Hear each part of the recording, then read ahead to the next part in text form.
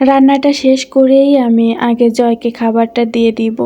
ওর স্কুলের টাইম 12:30টায়, তো 11:30টায় ও বাসা থেকে বের হয়ে যায়। আর আজকে ভুনা রান্না করেছি জন্য জয় ভীষণ খুশি হয়েছে। আসসালামু আলাইকুম, শুভ সকাল সবাইকে। এখন বাজে প্রায় সকাল 8:30টার মতো। জয়ের আজকে প্রাইভেট ছিল, তো ওকে ঘুম থেকে উঠিয়ে নাস্তা করিয়ে পাঠিয়ে দিলাম। এখন আমি সংসারের কাজগুলো টুকটাক করে শেষ করে ফেলবো। আমার শরীরটা কিন্তু তেমন ভালো নেই। শরীর যদি ভালো না থাকে তাহলে কিন্তু দেখবেন মনেও শান্তি লাগে না। তারপরেও সংসারের এই কাজগুলো আমাকেই করতে হবে, তা না হলে কিন্তু কাজগুলো জমে থাকবে।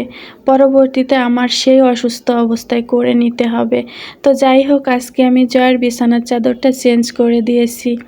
আমার ছেলেটার খুব অ্যালার্জির প্রবলেম, তো প্রতি সপ্তাহে বিছানার চাদরটা, ওর কাপড় চোপড় এগুলো আমার পরিষ্কার করে দিতে হয়।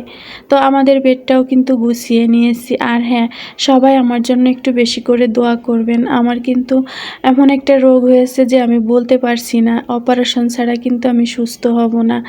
তো আপনাদের কাছে আমি অনেক বেশি দোয়া চাই, সবাই আমার জন্য দোয়া করবেন। আজকে আকাশটাও তেমন ভালো না, মেঘলা মেঘলা। এই 2-3 দিন যাবত না প্রচুর মেঘ হয় কিন্তু বৃষ্টি নামে না। একটু ঝিপঝিপ করে বৃষ্টি হয়। টিনের চালগুলা দেখলেই কিন্তু বুঝতে পারবেন ভিজা। তবে যে আকারে আকাশে মেঘ ধারণ করে, কালো মেঘ, আমার মনে হয় যদি বৃষ্টি নামতো তাহলে বুঝি একদম দুনিয়াটা তলিয়ে যেত। 2 দিন যাবৎ প্রচুর গরম পড়েছিল। মেঘলা হওয়ার কারণে একটু ঠান্ডা ঠান্ডা আবহাওয়া, ভালোই লাগছে। তো তারপরে আমি চলে আসলাম রান্নার জন্য। আমার কিন্তু 11টার ভিতরেই রান্নাটা শেষ করতে হয়, কারণ আমার ছেলেটা ভাত খেয়ে তারপরে স্কুলে যায়। ও সকালে তেমন একটা নাস্তা করতে চায় না, যার কারণে আমার কিন্তু তাড়াতাড়ি রান্নাটা শেষ করতে হয়। আমার রান্নাঘরের এই ফ্লোরের এই অবস্থা অনেকেরই মনে প্রশ্ন জাগতে পারে। এটা কিন্তু এখানে বসে আমি লেবু কেটে থাকি, যার কারণে ফ্লোরের এই অবস্থা। প্রত্যেকদিন মোছার পরেও উঠে না, কারণ ওই যে আবার লেবুটা কাটা হয়, যার কারণে। তো মাছটা আমি ভুনা করব আলু দিয়ে। মাছটা লবণ হলুদ দিয়ে ভালো করে ভেজে নিব এপিট ওপিট করে, আর আলুগুলোও কিন্তু ভেজে নিব। আলুগুলা ভেজে ভুনা করলে খেতে অনেক বেশি টেস্টি হয়। আর আমি আজকে রান্না করব কিন্তু একদম বাটা মশলায়।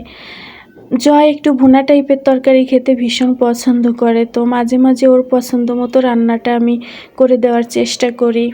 এই যে আলু আর মাছগুলা ভেজে উঠিয়ে নিয়েছি, আর এদিকে মশলাটাও বেটে রেডি করে নিয়েছি। এখানে আমি শুকনা মরিচ, কাঁচা মরিচ, জিরা আর রসুন বেটে নিয়েছি। কড়াইতে যে অবশিষ্ট তেলটা আছে মাছ ভাজার পরে, আমি ওই তেলেই পেঁয়াজ কুচি দিয়ে দিলাম। আর আজকে একটু বেশি পরিমাণ পেঁয়াজ দিয়েছি। শুনলাম পেঁয়াজের দামটা নাকি কমেছে, এই জন্য ভাবলাম যে একটু বেশি করেই দিয়ে রান্না করি। পেঁয়াজটা যখন ব্রাউন কালার হয়ে গেছে, আমি বাটা মশলাগুলো দিয়ে দিলাম, আর সাথে দিয়েছি লবণ আর হলুদ। এই মশলাটা আমি খুব সুন্দর করে কষিয়ে নিব। উপরে যখন তেল চলে আসবে ভেসে, তারপরেই কিন্তু বুঝতে হবে যে মশলাটা খুব সুন্দর কষিয়ে নেওয়া হয়ে গেছে। এই যে দেখেন কত সুন্দর উপরে তেল উঠে চলে আসছে, এই পর্যায়ে কিন্তু বুঝতে হবে যে খুব সুন্দর কষানো হয়েছে। আমি কিন্তু পানি দিয়ে দিয়ে সময় নিয়ে কষিয়ে নিয়েছি। এখন আমি ভেজে রাখা আলু আর মাছগুলা দিয়ে আলতো হাতে একটু নেড়ে চেড়ে নিব। ভুনা ভুনা করব, তো বেশি পানি দেওয়ার প্রয়োজন হবে না। আমি এখানে অল্প একটু পানি দিয়ে দিব। আলুটা আমি যখন ভেজে নিয়েছি তখন কিন্তু প্রায় অর্ধেকটাই সিদ্ধ হয়ে গেছে, তো এই পানিতেই বাকিটা আলু সিদ্ধ হয়ে যাবে আর মাছটাও ভালো করে রান্না হয়ে যাবে। তো ঢেকে দিয়ে দিয়ে আমি রান্না করে নিব। রান্না করতে কিন্তু আজকে আমার বেশি সময় লাগে নাই।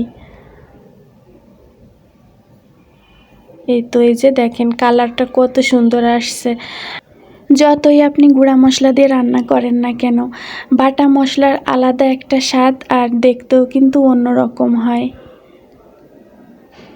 তো পানিটা কিন্তু ভালো করে ফুটে গিয়েছে, আর আমি এই পর্যায়ে চুলাটা বন্ধ করে দিব।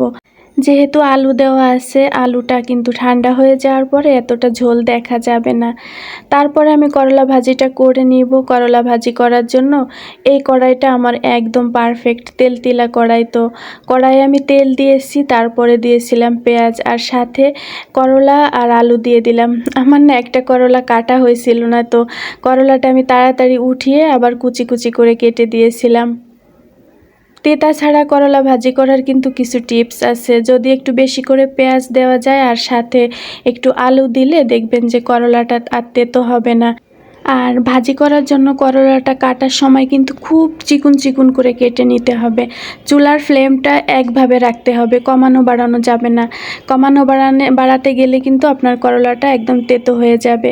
এই তো রান্নাবান্না শেষ করে ফেলেছি, আর এখন আমি জয়কে খাবারটা দিয়ে দিব।